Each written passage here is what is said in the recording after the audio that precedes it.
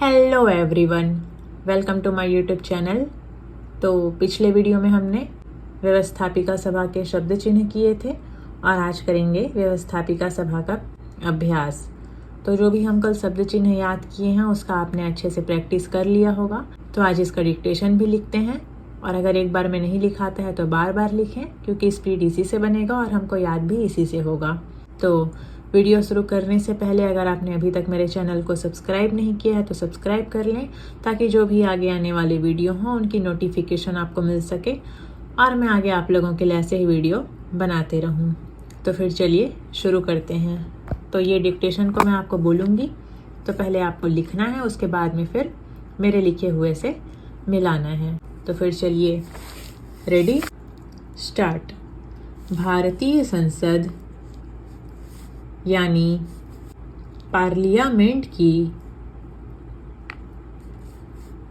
कार्यवाही दोनों सदनों लोकसभा एवं राज्यसभा की मिलीजुली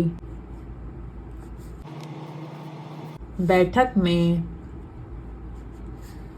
राष्ट्रपति के भाषण से आरंभ की जाती है। संसद के प्रधान को स्पीकर या अध्यक्ष तथा उप प्रधान को डिप्टी स्पीकर या उपाध्यक्ष कहते हैं। ये अपनी निष्पक्ष नीति द्वारा लोकसभा आदि की कार्यवाही संचालित करते हैं। इसी प्रकार प्रांतों की एवं राज्यों की विधानसभा एवं विधान परिषद का भी कार्य संचालन होता है। संसद सभा के अध्यक्ष प्रस्तावों को उपस्थित करने, समर्थन या अनुमोदन करने तथा आवश्यकता पड़ने पर बहस करने में पूरा सहयोग प्रदान करते हैं। कभी कभी संशोधन के लिए प्रस्तावों को सेलेक्ट कमेटी को सौंप देते हैं। विरोधी दल के काम रोको प्रस्ताव अथवा काम स्थगित प्रस्ताव उपस्थित करने पर या सभा भवन से उठकर बाहर चले जाने पर अपने निर्णय से सभा की कार्यवाही चलाते हैं।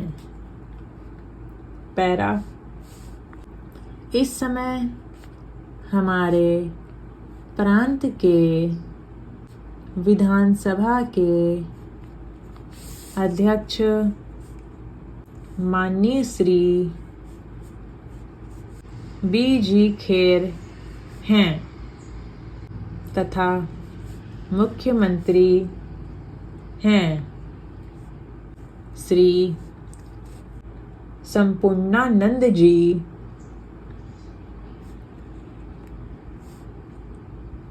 इसी तरह अलग अलग विभाग के अलग अलग मंत्री हैं, जैसे न्याय मंत्री, अर्थ मंत्री, शिक्षा मंत्री और रेवेन्यू मंत्री आदि। लोकल सेल्फ डिपार्टमेंट यानी स्वायत्त शासन विभाग के लिए भी अलग मंत्री नियुक्त हैं। इन मंत्रियों के अधीन एक एक पार्लियामेंट्री सेक्रेटरी है। कुछ राज्यों में पार्लियामेंट्री सेक्रेटरी के स्थान पर राज्य मंत्री या उप मंत्री भी हैं। पैरा इन असेंबलियों में सम्मानित सदस्यगण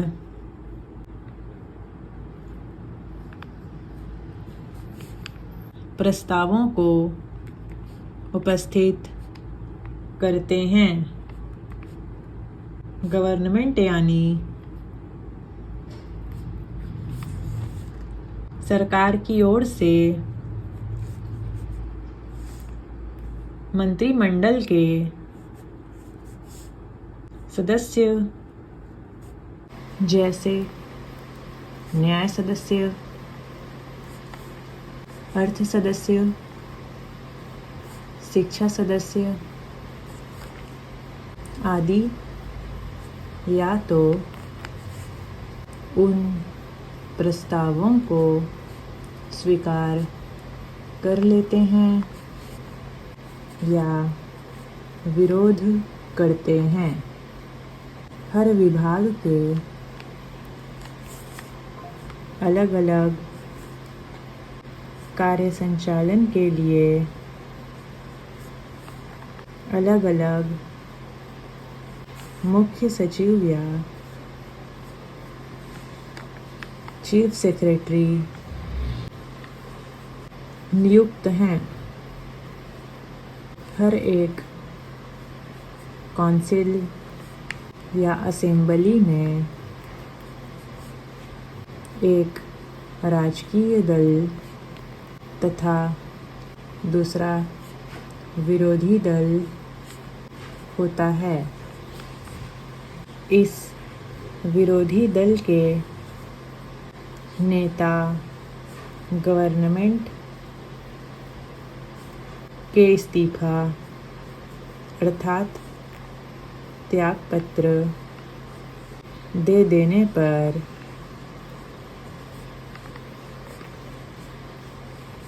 राज्यपाल या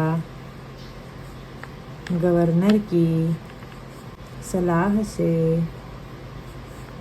मंत्रिमंडल का निर्माण करते हैं और राज्य शासन का काम करते हैं। स्टॉप। तो ये था अभ्यास 61 व्यवस्थापिका सभा पर। तो उम्मीद है आपसे लिखा गया होगा, क्योंकि बहुत ही धीरे बोली हूँ मैं, और अगर नहीं लिखाया होगा तो आप फिर से दोबारा या तिबारा लिख सकते हैं। तो आज के लिए इतना ही। अगर कुछ भी समझ में ना आया हो तो कमेंट करके पूछ सकते हैं, और वीडियो पसंद आया होगा तो लाइक कीजिएगा, चैनल में नए हैं तो सब्सक्राइब कीजिएगा और शेयर कीजिएगा। Thanks for watching. तब तक के लिए आप इसका प्रैक्टिस कीजिए। अब कल हम करेंगे शब्द चिन्ह। तो आज के लिए इतना ही।